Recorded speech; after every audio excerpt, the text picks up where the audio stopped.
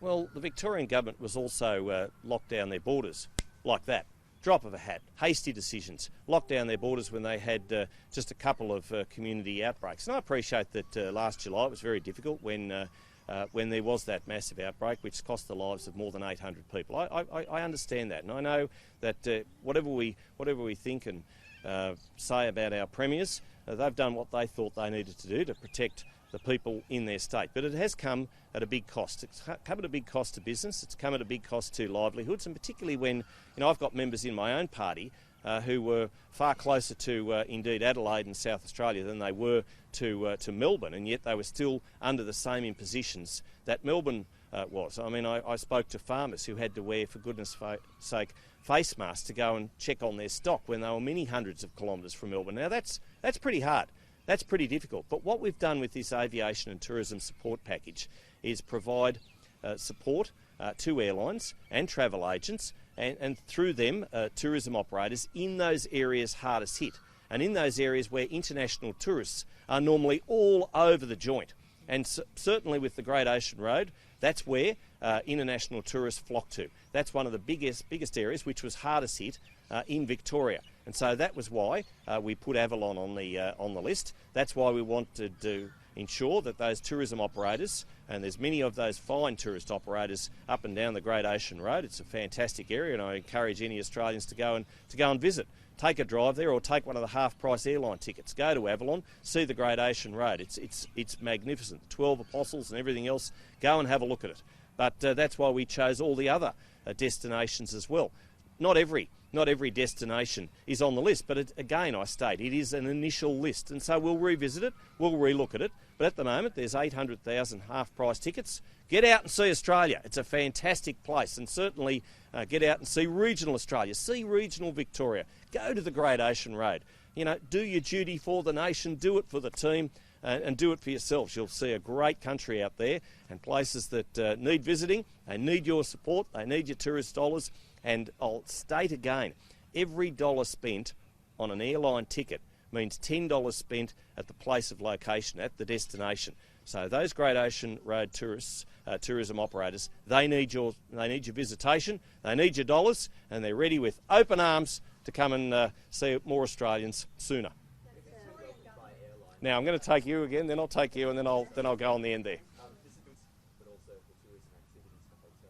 Well, when people get on planes and go for, say, a week or 10 days, I mean, the federal government's not going to look in and actually ask for explanations as to where they're going and why they're going. We're hoping that they do the right thing and go for a holiday. And even if they do go and visit relatives, heaven forbid. I mean, some of the decisions made by premiers have stopped people from doing just that. And it's actually a holiday when you do go and visit your relatives. Trust me, I know. And what people have been worried about is the fact that if they do go somewhere, that the premiers will make a snap decision to shut borders and they won't be able to get back home. But with the vaccine rolling out, we want Australia to return to some sort of pre-COVID normality. We also want to keep those 8,600 workers in the airlines in their jobs. There are many workers in Qantas and Virgin relying on this support, but also not only that, we also want to make sure that those regional airlines, not least of which is Rex, which has benefited very largely from the support that we've provided, we've extended the regional airline network support. That's going to be vital for those regional carriers to get to those regional centres, which, but for that assistance and extending that assistance to September 30, they would not be able to go to many of those locations which would otherwise not have seen an aeroplane landing at their airports. And so this is going to support airports, it's going to support airlines by extending RANs and DANs, it's going to, and by the tourism operators, they're going to benefit, hotels and all those operators, all those charter boat operators, they're also going to benefit from all the support that we put in place yesterday. $1.2 billion, that takes our support to the aviation sector, appreciating that it's demand driven, to somewhere in the order of nearly $4 billion. That's a significant support for an industry that was hit first and hit hardest. And we'll continue to look at what we need to do as far as yesterday's aviation support package is concerned. And if we need to tweak it, then we will. No. And I'll tell you why.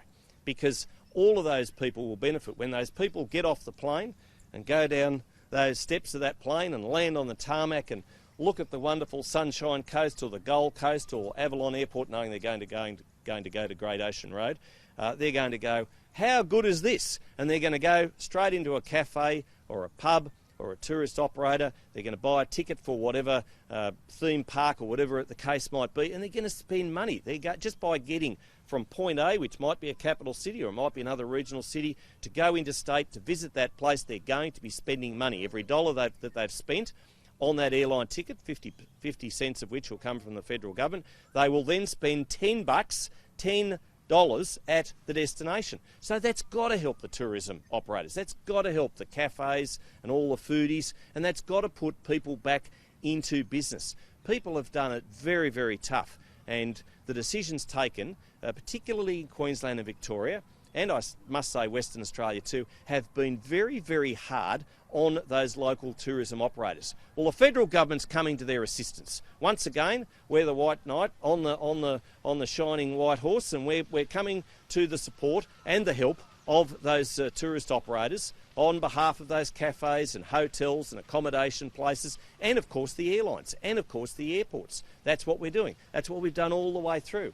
And when I mention Western Australia, there's an election on this Saturday, and I urge and encourage those people in those seats. You've got Zach Kirkup leading the Liberals and Mia Davies leading the Nationals. They're the ones, if you want to get ahead in Western Australia, they're the ones to vote for. Just in terms of the products? Yeah, potentially yes. Like I say, it's an initial list of 15. We'll certainly look at those other centres and other destinations as well. But I'm not going to stand here and take lectures from James Molino. Appreciate he's the acting Premier and he wants to get out and get on the front foot and get a headline for himself. A bit rich coming out and criticising the federal government when we have provided so much support for Melbourne, for regional Victoria, for the state of Victoria in general, when it's been the Victorian Labor government that, at the drop of a hat, has closed its border and then caused so much heartache and hardship for so many people in this state. That said, I did text Dan Andrews yesterday and wish him well. I am concerned, of course, as are many people, about his health, and I do wish him full recovery and hope he's back on his feet very soon.